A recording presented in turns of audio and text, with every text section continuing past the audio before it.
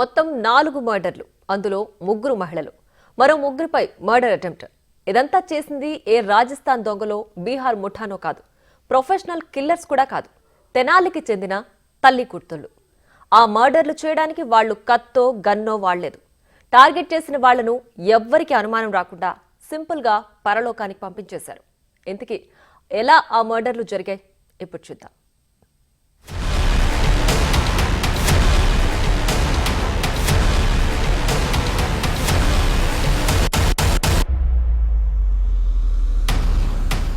Curry and cyanide ఇదో documentary.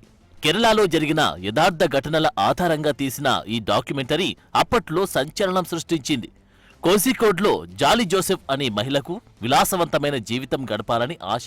అందుకు అడ్డుగా ఉన్న అత్తను, ఆస్తి కోసం మామను, అనుమానించాడని భర్తను, బాబాయికి కూడా ఫుడ్లో సైనైడ్ పెట్టి చంపేస్తోంది. అలా 6 చంపేస్తోంది. ఇది ఆ డాక్యుమెంటరీ స్టోరీ. ఆ జాలీ జోసెఫ్ లైఫ్ ను గుంటూరు జిల్లాకు చెందిన రమణమ్మ, వెంకటేశ్వరి అనే తల్లి కూతుర్లు ఇన్స్పిరేషన్ గా తీసుకున్నారు. అలా 2 ఏళ్లలో 4 హత్య చేశారు. అందుకు వారు వాడిన వెపన్ సైనైడ్. కేవలం డబ్బుల కోసం తినే ఆహారంలో సైనైడ్ కలిపి చంపేశారు. జాలీ జోసెఫ్ హత్యల రికార్డును వారు బ్రేక్ చేయాలని ట్రై చేశారు. అందుకోసం సైనైడ్ కిల్లర్స్ గా మారారు. మర్డర్స్ కోసం భూదేవి, రజని అనే మరో 2 మహిళలను భాగస్వామ్యులు చేసుకున్నారు. ఒక్కొక్కరిని ఒక్కో కారణంతో హత్య చేశారు. ఇందులో మాస్టర్ ప్లాన్ అంతా వెంకటేశ్వరిదే. తెనాలిలోని బంగారం దుకాణంలో పనిచేసి ఓ యువకుడి ద్వారా సైనైడ్ తెప్పించుకున్నట్లుగా పోలీసుల విచారణలో తేలింది. రీసెంట్ గా జూన్లో చేబ్రోలు శివార్లో బంగారం డబ్బు కోసం నాగూర్ బి అనే మహిళకు బ్రీజర్లో సైనైడ్ కలిపి ఇచ్చి ఆమెను మర్డర్ చేశారు వెంకటేశ్వరి, ఆమె తల్లి రమణమ్మ. మొదట నాగూర్ బీది సహజ మరణం అనుకున్నారు పోలీసులు. విచారణ తర్వాత అది సైనైడ్ మర్డర్ అని తేల్చారు. ఈ కేసులో నిందితురాలు వెంకటేశ్వరిని విచారిస్తే ఇంతకు ముందు మరో 3 సైనైడ్ మర్డర్స్ చేసినట్టు ఒప్పుకున్నారు.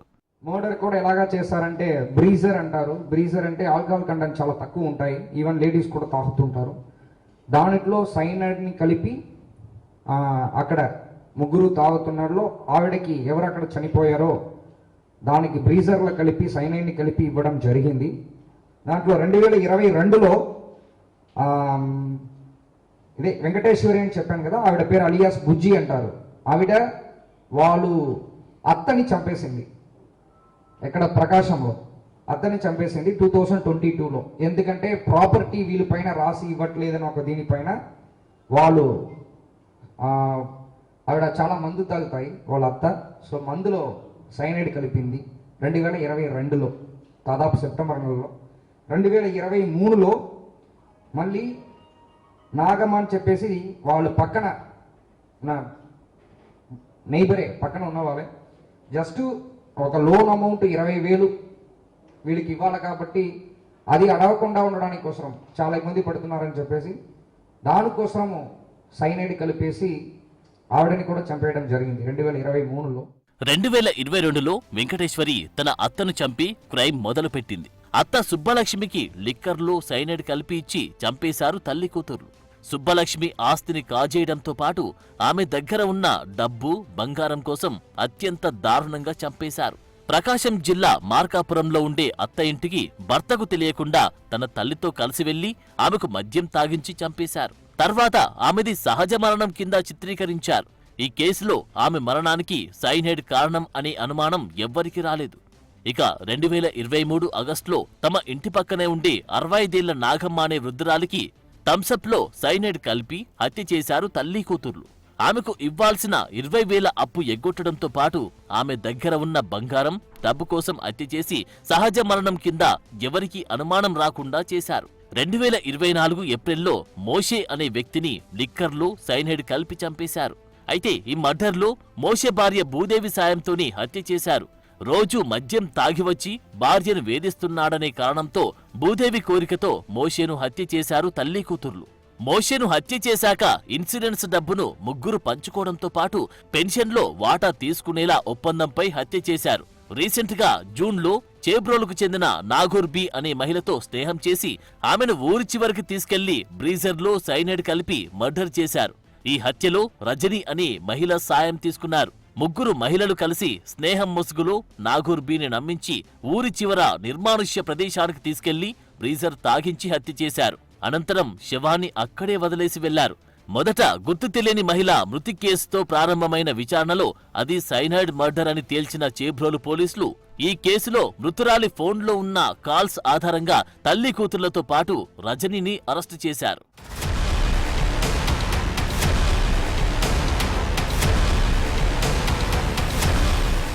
తల్లి కూతుళ్లు మరో 3 మర్డర్స్ కి ప్లాన్ వేసి వేర్వేరు కారణాలతో విఫలమయ్యారు.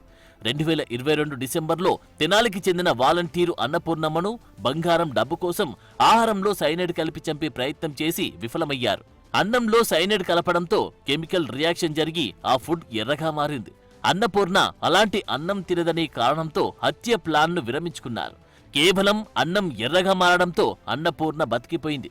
అదే తెనాలికి చెందిన మురుగప్ప వరలమది అనే మహిళ తన కూతురు పెళ్లి కోసం చేయించిన బంగారు నగలను కొట్టేయడానికి ప్లాన్ చేశారు తల్లి కూతుర్లు. వరలమదితో స్నేహం చేసి ఊరి చివరకు తీసుకెళ్లి థమ్సప్ లో సైనైడ్ కలిపి తాగించే ప్రయత్నం చేస్తుండగా ఆమె భర్త ఫోన్ చేయడంతో ప్లాన్ ఫెయిల్ అయింది.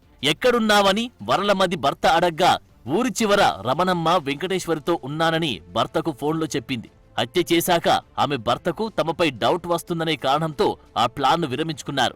కేవలం వరలమదికి భర్త నుంచి కాల్ రావడంతో ఆమె బతికిపోయింది. తెనాలికి చెందిన షేక్ మీరాబి దగ్గర ఉన్న బంగారం కాజేయడానికి ఆమెతో స్నేహం చేసి ఆమెకు టీలో సైనైడ్ కలిపి తాగించే ప్రయత్నం చేశారు. అయితే ఆ సమయంలో షేక్ మీరాబి కుటుంబ సభ్యులు రావడంతో ఆమె హత్యను విరమించుకున్నారు. మొత్తంగా తల్లి కూతుళ్లు ఈ 2 ఏళ్లలో 4 మర్డర్లు చేశారు. హత్యకు గురైన వారిలో 3 మహిళలు, 1 పురుషుడు ఉన్నాడు.